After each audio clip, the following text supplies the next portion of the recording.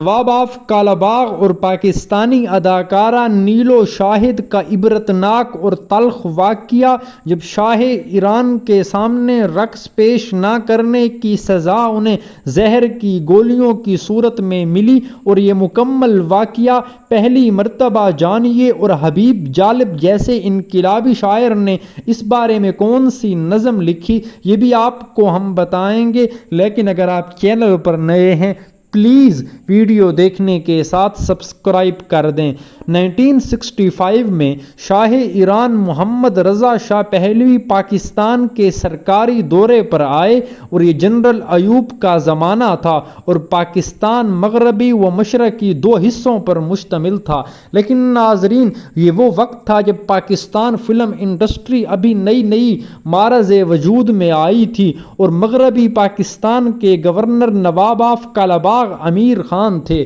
جو اپنے ظلم و جبر کی وجہ سے بھی خوب پہچانے جاتے تھے، اور اس وجہ سے شاہ ایران کے سامنے ہی انہیں پیش کیا گیا۔ نواب آف کالا باغ نے شاہ ایران کے استقبال کے لیے اور ان کے دل کو لبھانے کے لیے مختلف اداکاروں اور اداکاراؤں کو اپنے فن کا مظاہرہ پیش کرنے کے لیے شاہی قلعے میں مدعو کیا، لیکن اس ثقافتی تقریب میں جب اداکارہ نیلو کو شاہ ایران کے قاصد رقص کا حکم دینے پہنچے تو نیلو نے انکار کر دیا اور اس تضحیک آمیز رویے کے خلاف کھل کر بات کی۔ لیکن نیلو کے انکار پر نواب آف کالا باغ نے پولیس بھیج کر نیلو کو زبردستی لانے کا حکم دیا، کیونکہ یہ اس کی انا کا مسئلہ بن گیا تھا۔ ان پولیس اہلکاروں نے نیلو کو بے عزت کیا، اس پر تشدد بھی کیا اور اسے مجبور کیا کہ وہ ہر صورت میں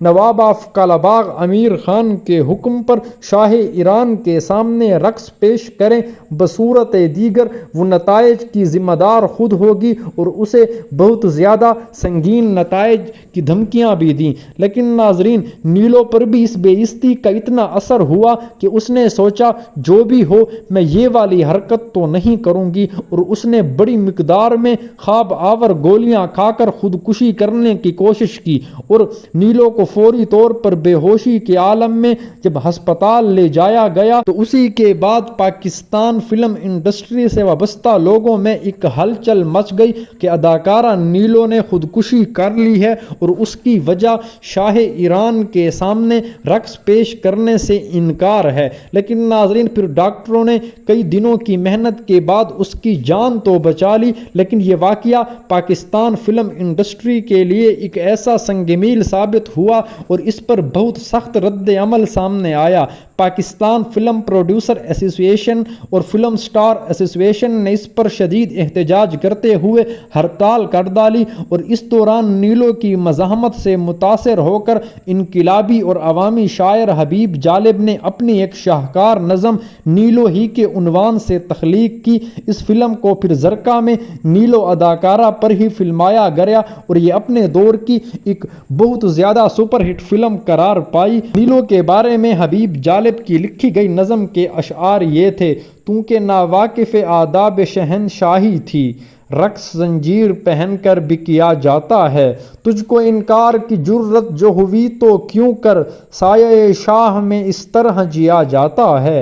اور اہل ثروت کی یہ تجویز ہے سرکش لڑکی، تجھ کو دربار میں کوڑوں سے نچایا جائے، ناچتے ناچتے ہوئے جو پائل خاموش، پھر نہ تعزیز تجھے ہوش میں لایا جائے۔ نیلو نے اس نظم کے اوپر جب رقص پیش کیا تو وہ بھی منظر قابل دید تھا، لیکن ناظرین، اداکارہ نیلو کو اس واقعے نے جہاں شہرت بخش دی، وہاں اس جرت مندانہ اقدام کی وجہ سے پاکستانی فلم انڈسٹری کے فلم ساز، کہانی کار اور ہدایت کار ریاض شاہد نے اداکارہ نیلو کے جرت مندانہ موقف کی حمایت کی، اور اس حمایت سے وہ ان کے دل میں گھر کی گئی تو انہوں نے اسے شادی کی پیشکش کر دی۔ نیلو کے اقرار پر وہ دونوں رشتہ ازدواج میں منسلک ہو گئے، لیکن یہاں پر ایک